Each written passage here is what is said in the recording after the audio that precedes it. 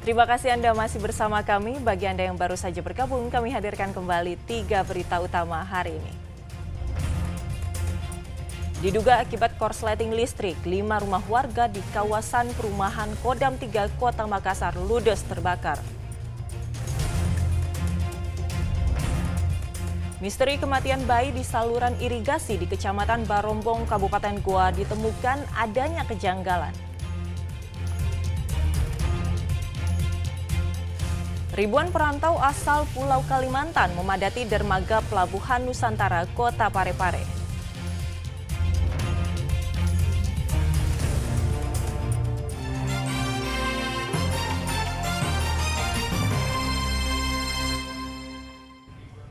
Kasus pencurian ternak kembali diungkap Polres Sinjai. Dari 3 tempat yang diduga sebagai tempat penampungan sapi curian, polisi menemukan sejumlah dokumen kepemilikan sapi serta puluhan tali sapi.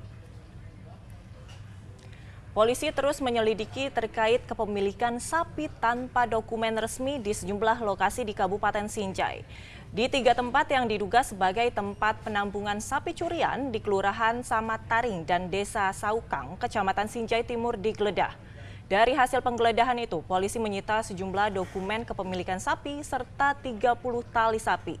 Selain itu, polisi menggeledah rumah pemotongan hewan di Desa Lempengan dan menemukan beberapa sapi tanpa surat kepemilikan resmi.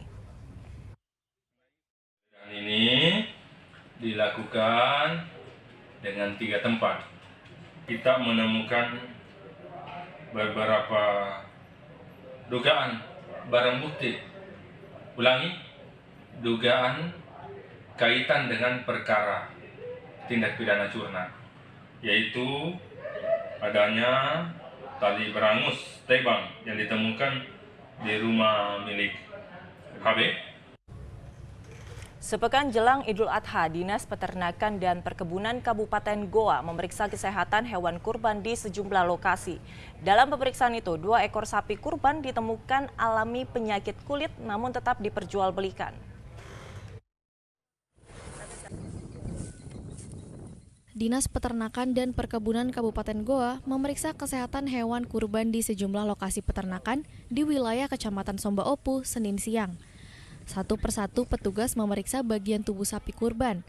Mulut, gigi, dan kulit hewan ini diperiksa dengan teliti.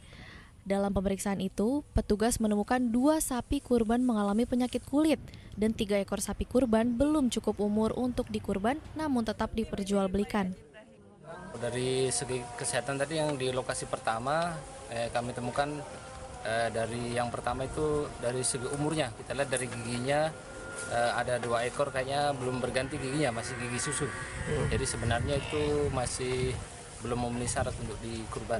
Kemudian kalau dari segi kesehatannya rata-rata sehat, cuma 1 tadi ditemukan yang penyakit kulit, penyakit jamur saja. Untuk penanganannya bagaimana dari Kesuan sendiri atau Dinas Peternakan? Kalau penyakit begitu biasa kita lakukan pengobatan. Kalau jamur ya kita beri obat anti jamur biasa begitu. Lokasi yang tidak cukup umur 3 ekor, yang sakit jamur tadi kami temukan 2 ekor. 2 ekor, jadi 5 semua temuannya Pak ya? Iya.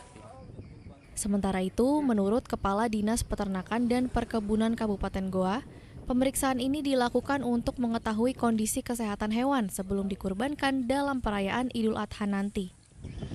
Usia calon hewan kurban ini sudah mencukupi usia umurnya. Ya, jadi kalau misalnya sapi itu kita bisa melihat giginya apa sudah ada yang tanggal, sudah ada yang pengganti gigi tetap. Kalau misalnya sepasang dia masih berumur 1 tahun, kalau sudah tanggal 2 pasang itu usianya sudah 2 tahun, bisa untuk dikurbankan. Untuk hewan kurban tahun 2024 ini untuk sapi ada 6.893 ekor, kambing itu 891 ekor. Diimbau kepada pedagang atau peternakan agar memisahkan sapi yang menderita penyakit dengan sapi sehat agar tidak tertular dengan sapi lainnya. Andi Muhammad Sardi melaporkan dari Kabupaten Goa. Antisipasi penyakit antraks, tim pemeriksa hewan kurban Kota Makassar sisir sejumlah titik penjualan hewan kurban. Mereka memastikan hewan yang dijual para pedagang layak jual dan bebas dari beberapa penyakit.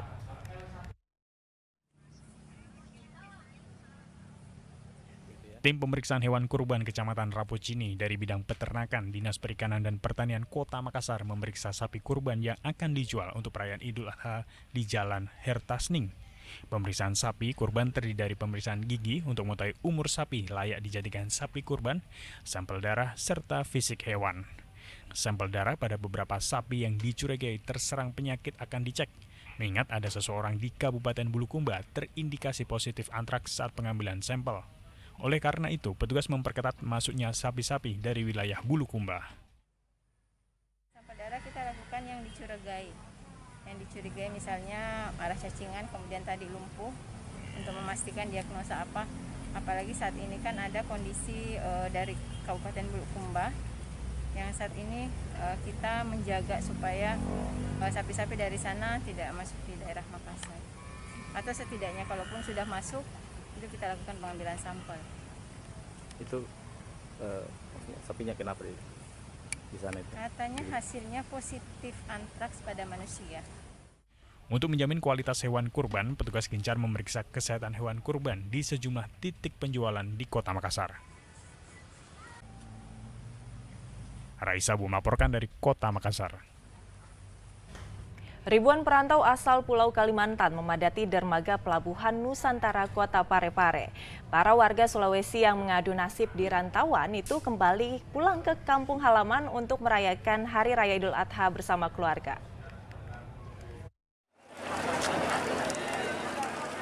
Perantau asal Pulau Kalimantan memadati dermaga Pelabuhan Nusantara Kota Parepare untuk kembali ke kampung halaman merayakan Idul Adha. Lalu ribuan perantau asal Pulau Kalimantan ini diangkut menggunakan 4 kapal pelayaran swasta. Kapal berlayar dari Nunukan, Kalimantan Utara, dan Samarinda serta Balikpapan, Kalimantan Timur. Perantau asal Nunukan, Nirwan mengatakan kembali ke kampung halaman untuk merayakan Hari Idul Adha bersama keluarga. Iya. Sudah mulai padat ya? Iya, iya. Kalau Bapak dari mana Pak? Dari Nunukan. Oh ini mau kemana rencananya? Ke Maros. Dengan barang apa Pak? Oh mau lebaran ada. Sendiri aja Pak dari Nunukan? Sama teman. Oh sama keluarga juga? Sama keluarga. Berapa lama rencananya Pak? Di bulan Idul Adha? Tidak karena mau menjual ikan kembali. Oh kembali segera Pak ya? Sementara perantau yang tidak kembali mudik pada Idul Fitri lalu memanfaatkan momen Idul Adha untuk bersama keluarga. Hari Raya, ini baru ambil cuti atau gimana Pak? Baru ambil cuti. Oh berarti kemarin waktu Idul Fitri nggak sempat pulang ya? Iya. Ini dari mana Pak? Dari Nunukan. Oh dari. Sekitar 4.000 orang penumpang yang turun di dermaga Pelabuhan Nusantara, masing-masing KM Pantok Krator sebanyak 1.708 orang, KM Suwarna 274 orang, KM Prince Soya 1.672 orang, dan KM Dharma Kartika 495 orang. Suwardi Gatang melaporkan dari Kota Parepare.